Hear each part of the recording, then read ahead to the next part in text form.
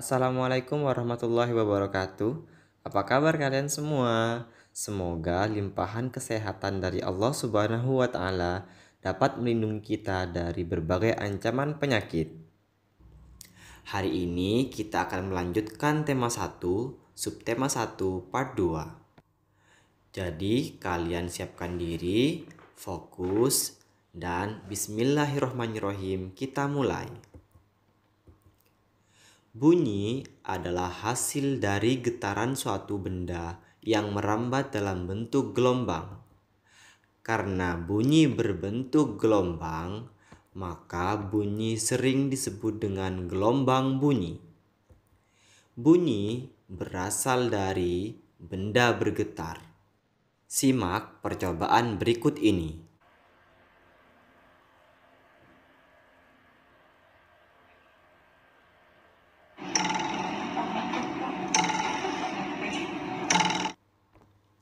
Getaran yang dihasilkan oleh suatu benda dapat mengakibatkan udara di sekitar ikut bergetar, sehingga menimbulkan gelombang bunyi. Perhatikan ilustrasi berikut ini. Ilustrasi ini menggambarkan sebuah penggaris yang digerakkan. Penggaris bergerak dari posisi A ke posisi B, kemudian kembali ke A lagi. Lalu dari posisi A bergerak ke C, kemudian kembali ke A lagi.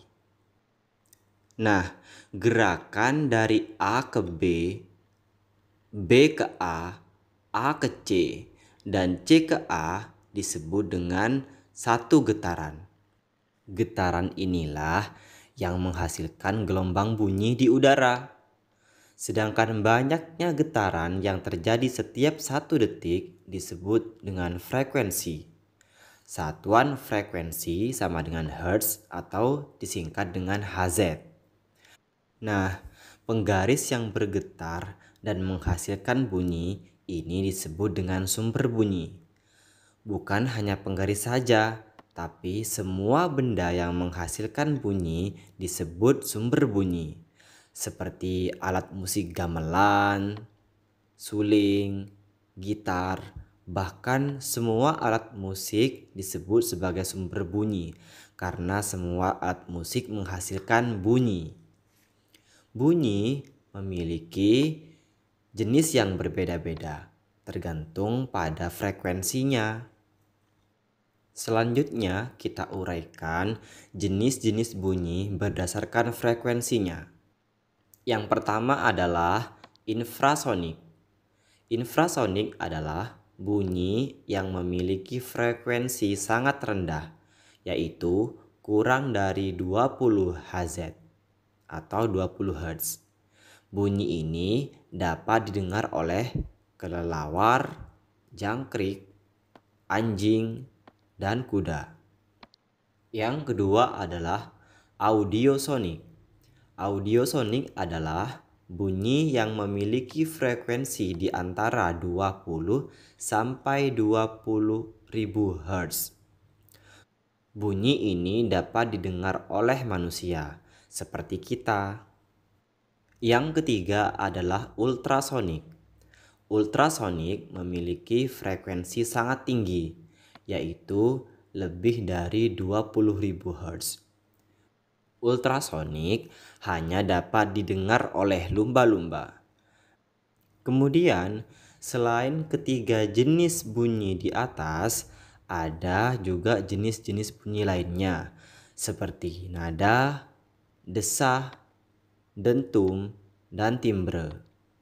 Nada adalah bunyi yang teratur. Desah adalah bunyi yang tidak teratur. Dentum adalah bunyi yang terdengar mendadak. Sedangkan timbre adalah bunyi yang terdengar berbeda tetapi frekuensinya sama. Berikutnya adalah sifat-sifat bunyi. Yang pertama, bunyi berasal dari benda yang bergetar. Yang kedua, bunyi merupakan gelombang yang merambat, baik melalui benda padat, benda cair, ataupun gas. Yang ketiga, bunyi tidak dapat merambat di ruang hampa udara. Contoh, ruang hampa udara adalah di luar angkasa. Yang keempat adalah bunyi dapat beresonansi. Resonansi adalah peristiwa bergetarnya suatu benda akibat benda lain bergetar.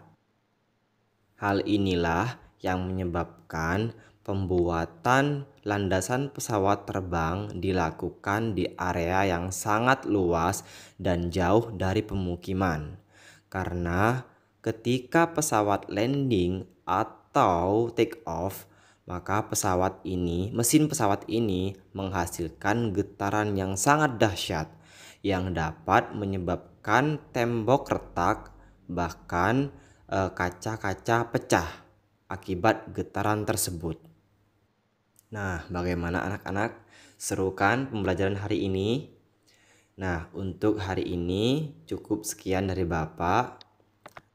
Tugas kalian adalah melakukan percobaan perambatan bunyi pada buku paket halaman 18 dan 19. Kemudian, jawablah pertanyaan yang berada di setiap lembar percobaan tersebut dengan cara berdiskusi dengan orang tuamu. Nah, tulislah hasil diskusi itu di buku catatan tema. Jika kalian mengalami kesulitan, bisa menghubungi guru kalian masing-masing. Akhir kata, wassalamualaikum warahmatullahi wabarakatuh.